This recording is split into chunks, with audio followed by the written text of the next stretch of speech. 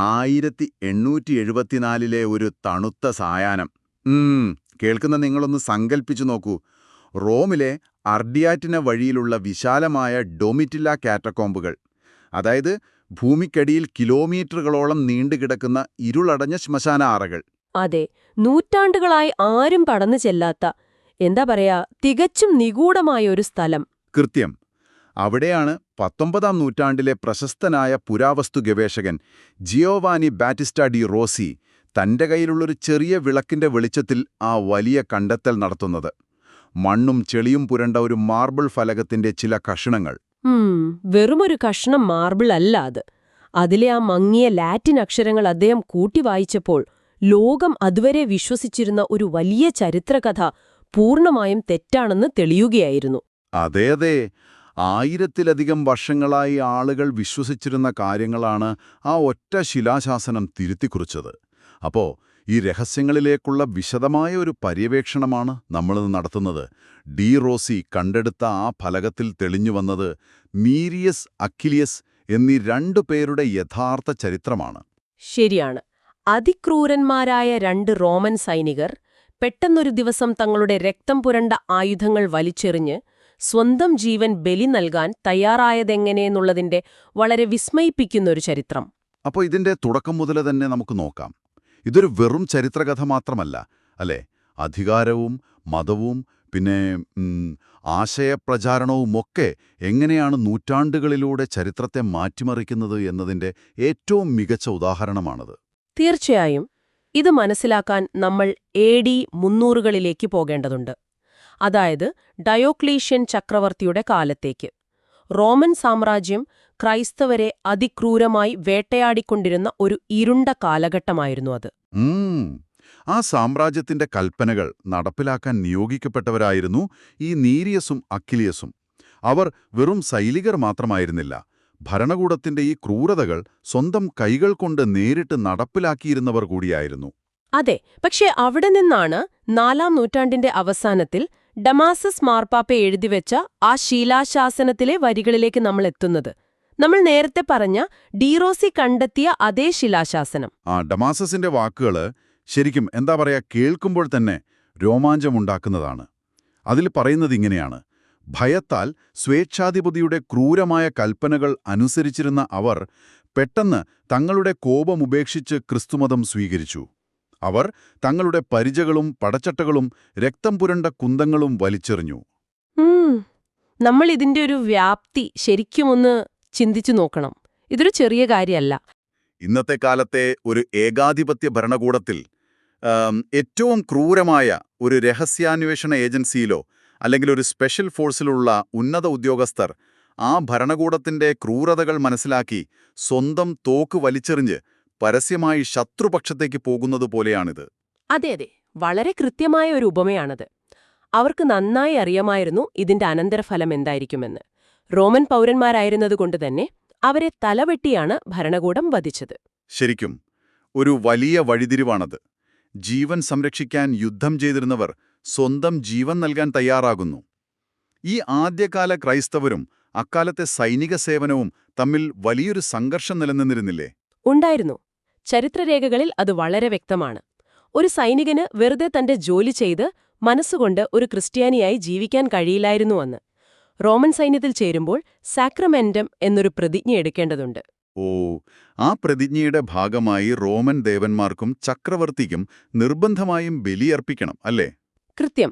ഇത് ക്രിസ്തുമതത്തിന്റെ അടിസ്ഥാന തത്വങ്ങൾക്ക് തികച്ചും എതിരായ കാര്യമായിരുന്നു. ഒന്നുകിൽ ചക്രവർത്തിയുടെ ദേവന്മാർക്ക് ബലിയർപ്പിച്ച് നിരപരാധികളെ കൊല്ലുക, അല്ലെങ്കിൽ രാജ്യദ്രോഹക്കുറ്റം ചുമത്തപ്പെട്ട് സ്വന്തം തല വെട്ടാൻ നിന്നുകൊടുക്കുക. വേറെ വഴിയില്ല.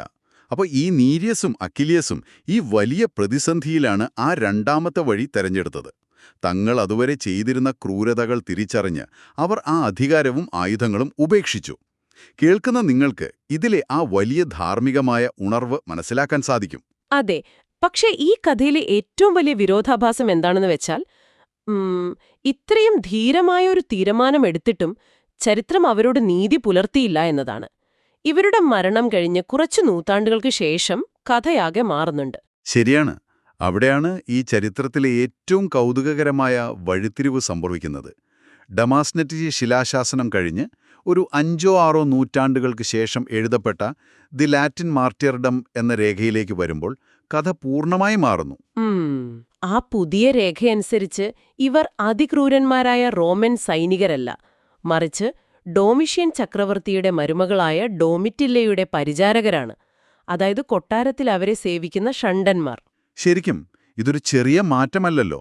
വാളും പരിചയമേന്തി യുദ്ധം ചെയ്തിരുന്ന സൈനികരെ ഒറ്റയടിക്ക് കൊട്ടാരത്തിലെ പരിചാരകരായ ഷണ്ടന്മാരാക്കി മാറ്റിയിരിക്കുന്നു. അതെ അതെ. ഈ പുതിയ കഥയനുസരിച്ച് ഒറേലിയാനസ് എന്നൊരാളുമായി ഡോമിറ്റില്ലയുടെ വിവാഹം നിശ്ചയിച്ചിരിക്കുകയായിരുന്നു. എന്നാൽ ഡോമിറ്റില്ലയോടൊപ്പം നാടുകടത്തപ്പെട്ട നീരിയോസും അഖിലിയസും കന്യകാത്വത്തിന്റെ മഹത്വം പറഞ്ഞു മനസ്സിലാക്കി ഈ വിവാഹത്തിൽ നിന്ന് പിന്മാറാൻ അവളെ പ്രേരിപ്പിക്കുന്നു.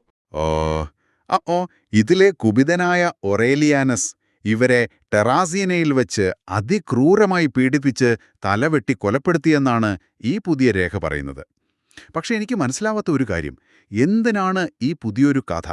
ഇതിനു പിന്നിലെ യഥാർത്ഥ ലക്ഷ്യമെന്തായിരിക്കണം? ഈ ചോദ്യത്തിന് ഉത്തരം ലഭിക്കണമെങ്കിൽ അക്കാലത്ത് റോമൻ സാമ്രാജ്യത്തിൽ സംഭവിച്ചുകൊണ്ടിരുന്ന മാറ്റങ്ങളെക്കുറിച്ച് നമ്മൾ മനസ്സിലാക്കണം. ഈ പുതിയ കഥ എഴുതപ്പെടുന്ന കാലത്ത് ക്രിസ്തുമതം റോമൻ സാമ്രാജ്യത്തിന്റെ ഔദ്യോഗിക മതമായി മാറിക്കഴിഞ്ഞിരുന്നു. അതായത് പഴയതുപോലെ കൊളോസിയത്തിൽ സിംഹങ്ങൾക്ക് മുന്നിലേക്കോ അല്ലെങ്കിൽ വാളുകൾക്കിരയായോ ആരും മരിക്കുന്നില്ല. രക്തസാക്ഷിത്വം എന്നത് ഇല്ലാതായി. കൃത്യം. അപ്പോൾ സഭയ്ക്ക് പുതിയ ഹീറോകളെ ആവശ്യമായി വന്നു. ജീവൻ നൽകുന്ന ആ പഴയ രക്തസാക്ഷിത്വത്തിനു പകരം സ്വന്തം ഇഷ്ടങ്ങളെയും ശരീരത്തിന്റെ ആഗ്രഹങ്ങളെയും ത്യജിക്കുന്ന സന്യാസ ജീവിതം പുതിയ കാലത്തെ രക്തസാക്ഷിത്വത്തിന് വ്യാഖ്യാനിക്കപ്പെട്ടു തുടങ്ങി. അപ്പോ ജനങ്ങളെ ഈ പുതിയ ആശയം പഠിപ്പിക്കാൻ അവർക്കൊരു പ്രധാപാത്രങ്ങളെ വേണമായിരുന്നു, അല്ലേ? അതായത് കന്യകാത്വത്തിന്റെ മഹത്വം ജനങ്ങളിൽ എത്തിക്കാൻ. അതെ അതെ. ഇതൊരു പുരാതനമായ ആശയപ്രചാരണമാണ്, അല്ലെങ്കിൽ അന്നത്തെ കാലത്തെ ഒരു PR വർക്കാണെന്ന് പറയാം. കന്യകാത്വത്തിനും സന്യാസ ജീവിതത്തിനും വലിയ പ്രാധാന്യം നൽകുന്ന ഒരു ദൈവശാസ്ത്ര അജണ്ട നടപ്പിലാക്കാൻ ഈ പഴയ രക്തസാക്ഷികളുടെ ചരിത്രത്തെ അവർ ഉപയോഗിച്ചു. മനസ്സിലായി. ഷണ്ടന്മാരെന്നത് ലൈംഗികതയിൽ നിന്നുള്ള പൂർണ്ണമായ പിന്മാറ്റത്തിന്റെ പ്രതീകമാണല്ലോ. അങ്ങനെ നോക്കുമ്പോൾ പഴയ സൈനികർ പുതിയ കാലത്തെ ആശയപ്രചാരണത്തിനുള്ള വെറും ഉപകരണങ്ങളായി മാറി. ശരിയാണ്. അപ്പോൾ നമ്മൾ വായിക്കുന്ന പല ഇതിഹാസങ്ങളും യഥാർത്ഥത്തിൽ ചില പ്രത്യേക അജണ്ടകൾക്ക് വേണ്ടി തിരുത്തിയെഴുതപ്പെട്ടവയാകാം എന്നാണിത് കാണിക്കുന്നത്. പക്ഷേ ഇവിടെ ഒരു പ്രധാനപ്പെട്ട കാര്യമുണ്ട്. കഥകൾ മാറിയെങ്കിലും ജനങ്ങൾക്ക് ഈ രക്തസാക്ഷികളോടുള്ള ഭക്തിയിൽ യാതൊരു കുറവുമുണ്ടായില്ല. അതെ, ഇവരുടെ മൃതദേഹങ്ങൾ അടക്കം ചെയ്തത് നമ്മൾ തുടക്കത്തിൽ പറഞ്ഞ റോമിലെ അർഡിയാറ്റിന മരിയിലുള്ള ആ ഡൊമിറ്റില്ല കാറ്റക്കൊമ്പുകളിലാണ്. ഇത് വെറുമൊരു ശവപ്പറമ്പായിരുന്നില്ല, മറിച്ചൊരു വലിയ ഭക്തിമാർഗത്തിന്റെ അല്ലെങ്കിൽ തീർത്ഥാടന പാതയുടെ കേന്ദ്രമായി മാറി. ആ ഒരു അനുഭവം അക്കാലത്തെ ജനങ്ങൾക്ക് വളരെ പ്രധാനപ്പെട്ടതായിരുന്നു. കേൾക്കുന്ന നിങ്ങളൊന്ന് സങ്കൽപ്പിച്ചു നോക്കുക. ഭൂമിക്കടിയിൽ ആ ശ്വാസം മുട്ടിക്കുന്ന ഇരുട്ടിൽ മരപ്പന്തങ്ങളുടെ വെളിച്ചത്തിൽ പ്രാർത്ഥനകളുമായി കിലോമീറ്ററുകൾ നടന്നുപോകുന്ന വിശ്വാസികൾ. ശരിക്കും അതൊരു ഭീകരവും എന്നാൽ ഭക്തി നിർഭരവുമായ കാഴ്ചയായിരിക്കും. പുരാതന റോമിലെ ഈ തീർത്ഥാടന പാതകളെക്കുറിച്ച് ചരിത്രകാരന്മാർ വളരെ ആഴത്തിൽ പഠിച്ചിട്ടുണ്ട്, അല്ലേ? അതെ. ഭൂമിക്കടിയിലുള്ള ഈ കാറ്റക്കോമ്പുകളിലെ രക്തസാക്ഷികളുടെ ശവകുടീരങ്ങളിലേക്കുള്ള യാത്രകൾ അവർക്ക് കേവലം ഭക്തി മാത്രമല്ല, തങ്ങളുടെ വിശ്വാസത്തിന്റെ ഭൗതികമായ ഒരു പ്രകടനം കൂടിയായിരുന്നു. ഇതിന്റെ പ്രാധാന്യം മനസ്സിലാക്കിയ ഡമാസസ് മാർപ്പാപ്പ ഈ കാറ്റക്കോമ്പുകൾക്ക് മുകളിലായി ഭൂമിക്കടിയിൽ തന്നെ ഒരു വലിയ ബസിലിക്ക നിർമ്മിച്ചു. പ്പെട്ട ഭാഗം, അതായത് ആപ്സ് വരുന്ന രീതിയിലാണ് അത് രൂപകൽപ്പന ചെയ്തത്. അതിനായി അവർ ഭൂമി കുഴിച്ച് താഴ്ത്തിയാണ് ഈ പള്ളി നിർമ്മിച്ചത്. അപ്പോ തീർത്ഥാടകർക്ക് ആ രക്തസാക്ഷികളുടെ അസ്ഥികളോട് ഏറ്റവും അടുത്തു നിൽക്കാനും ആ സാന്നിധ്യം ഫിസിക്കലായി അനുഭവിക്കാനും ഇതിലൂടെ സാധിച്ചു. വളരെ തന്ത്രപരമായ ഒരു നിർമ്മാണം തന്നെ. അതെ അതെ. പക്ഷേ പിന്നീട് ഈ തീർത്ഥാടന പാതകൾ നഗരത്തിനു പുറത്തുള്ള കാറ്റക്കോമ്പുകളിൽ നിന്ന് നഗരത്തിനുള്ളിലേക്കും വ്യാപിച്ചുവെന്ന് കാണാൻ കഴിയും. 6-ാം നൂറ്റാണ്ടിൽ റോം നഗരമതിലുകൾക്കുള്ളിൽ തന്നെ നിന്നിരുന്ന ടിറ്റുലസ് ഫാസിയോളെ എന്ന പള്ളി സെയിന്റ് നീരിയസ് ആൻഡ് അക്കിലിയസ് എന്ന് പുനർനാമകരണം ചെയ്യപ്പെട്ടു. ഞാൻ ആദ്യം കരുതിയത് ആളുകൾക്ക് നഗരത്തിന് പുറത്തു പോകാനുള്ള ബുദ്ധിമുട്ട് ഒഴിവാക്കാൻ വേണ്ടി നഗരത്തിനുള്ളിൽ പള്ളി പണിതതാണെന്നാണ്. എന്നാൽ അതിനു പിന്നിൽ മറ്റൊരു വലിയ ഉദ്ദേശമുണ്ടായിരുന്നു, അല്ലേ? ഇതിനെ ഒരു ലീനിയർ ഡിവോഷണൽ റൂട്ട് എന്നാണ് ചരിത്രകാരന്മാർ വിളിക്കുന്നതെന്ന് കേട്ടിട്ടുണ്ട്. കൃത്യം. അതായത് നഗരത്തിനുള്ളിലെ ഈ പള്ളിയിൽ ആദ്യം ആളുകൾ ഒത്തുകൂടുന്നു. അവിടെ പ്രാർത്ഥിച്ച ശേഷം അതേ റോഡിലൂടെ നടന്ന് നഗരത്തിനു പുറത്തുള്ള കാറ്റക്കോമ്പിലെ ശവകുടീരം വരെ പോകുന്ന ഒരു യാത്ര. നഗരത്തിന്റെ സുരക്ഷിതത്വത്തിൽ നിന്ന് തുടങ്ങി രക്തസാക്ഷികൾ ഉറങ്ങുന്ന ആ ഭൂഗർഭ അറകളിലേക്കുള്ള ഒരു വലിയ ആത്മീയ സഞ്ചാരമായി അത് മാറി. വളരെ മനോഹരമായൊരു ചിന്തയാണത്. പിന്നീട് കാലം മാറിയപ്പോൾ, അതായത് AD 524-ൽ കാറ്റക്കോമ്പുകൾ സുരക്ഷിതമല്ലാതായതോടെ ഇവരുടെ തിരുശേഷിപ്പുകൾ പൂർണ്ണമായും നഗരത്തിലെ ഈ പള്ളിയിലേക്ക് മാറ്റിസ്ഥാപിച്ചില്ലേ? ബസിലിക്കയും പതിയെ ആളുകളുടെ ഓർമ്മയിൽ നിന്ന് മാഞ്ഞു തുടങ്ങി.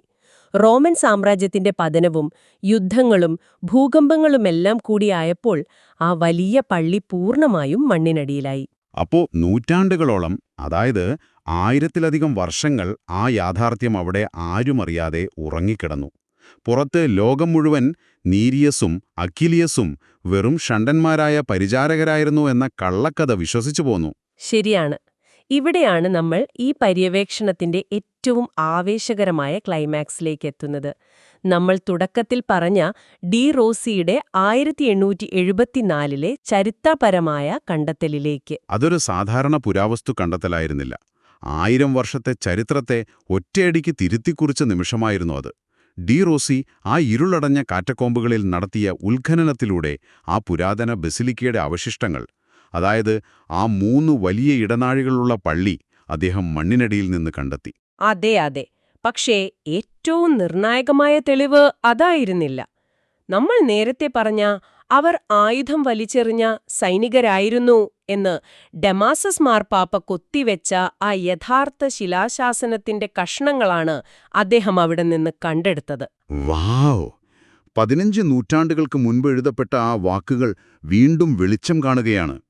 അത്രയും കാലം ആളുകൾ കണ്ണടച്ച് വിശ്വസിച്ചിരുന്ന ആ ഷണ്ടന്മാരുടെ കഥ വെറും അജണ്ടയുടെ ഭാഗമായി നിർമ്മിച്ച ഐതിഹ്യമാണെന്ന് അതോടെ ലോകത്തിന് ബോധ്യമായി. കൃത്യം. ആ കഷ്ണങ്ങൾ കൂട്ടിയിണക്കിയപ്പോൾ തെളിഞ്ഞുവന്നത് കാലം മായ്ച്ചു കളഞ്ഞ യഥാർത്ഥ ചരിത്ര പുരുഷന്മാരെയാണ്. അതുമാത്രമല്ല, ആ പള്ളിയുടെ അവശിഷ്ടങ്ങളിൽ നിന്ന് അക്കീലിയസിന്റെ തലവെട്ടുന്ന ദൃശ്യം കൊത്തിയെടുത്ത 4-ാം നൂറ്റാണ്ടിലെ ഒരു വലിയ തൂണും അദ്ദേഹം കണ്ടെത്തി. അതൊരു വളരെ ജീവിക്കുന്ന തെളിവായിരുന്നു. വധശിക്ഷ നടപ്പിലാക്കുന്ന സൈനികൻ വാളോടി നിൽക്കുന്നതും അതിന് കീഴെ അക്കീലിയസ് മുട്ടുകുത്തി നിൽക്കുന്നതുമായ ആ ദൃശ്യം, ഈ ശിലാശാസനം, ഈ കൊത്തുപണി, ആ പഴയ ബസിലിക്ക, ഇതെല്ലാം കൂടി ചേർന്നപ്പോൾ അത് അനിഷേധ്യമായ തെളിവായി മാറി. അതെ. അങ്ങനെ ആയിരക്കണക്കിന് വർഷങ്ങൾക്ക് ശേഷം അവർക്ക് തങ്ങളുടെ യഥാർത്ഥ ഐഡന്റിറ്റി തിരികെ ലഭിച്ചു. ചരിത്രവും ഐതിഹ്യവും തമ്മിലുള്ള പോരാട്ടത്തിൽ ഒടുവിൽ സത്യം വിജയിച്ചു എന്ന് തന്നെ പറയാം. എന്തൊരു ഗംഭീര യാത്രയാണിത്! നമ്മൾ ഇന്ന് ഈ വിശദമായ പര്യവേക്ഷണത്തിൽ കണ്ടത് വെറുമൊരു പഴയ കഥയല്ല. അതിക്രൂരന്മാരായ റോമൻ സാമ്രാജ്യത്തിന്റെ പടവാളായിരുന്ന 2 സൈനികർ. അവരൊരു സുപ്രഭാതത്തിൽ തങ്ങളുടെ രക്തം പുരണ്ട ആയുധങ്ങൾ വലിച്ചെറിഞ്ഞ് സ്വന്തം ജീവൻ ബലി നൽകാൻ തയ്യാറാകുന്നു. അതെ. ആ ചരിത്രത്തെ പിന്നീട് അധികാരവും മതവും ചേർന്ന് തിരുത്തിയെഴുതുന്നു. അവരെ കൊട്ടാരത്തിലെ പരിചാരകരായ ഷണ്ടന്മാരാക്കുന്നു. അവർക്കായി ഭൂമിക്കടിയിലും റോം നഗരത്തിലും ഭക്തിയുടെ വലിയ പാതകൾ നിർമ്മിക്കപ്പെടുന്നു. ഒടുവിൽ എല്ലാം മണ്ണിനടിയിലായി. 1000 വർഷങ്ങൾക്ക് ശേഷം ആ ഇരുളടഞ്ഞ കാറ്റക്കോമ്പുകളിൽ നിന്ന് ഒരു പുരാവസ്തു ഗവേഷകൻ ആ യഥാർത്ഥ ചരിത്രം വീണ്ടെടുക്കുന്നു. കേൾക്കുന്ന നിങ്ങൾക്കിതിൽ നിന്ന് മനസ്സിലാക്കാം, ചരിത്രമെന്നത് കല്ലിൽ കൊത്തിവെച്ച മാറ്റമില്ലാത്ത ഒന്നല്ല എന്ന്. ശരിയാണ്. അത് എപ്പോഴും മാറിക്കൊണ്ടിരിക്കുന്ന പുതിയ കണ്ടെത്തലുകൾക്കായി കാത്തിരിക്കുന്ന ഒന്നാണ്.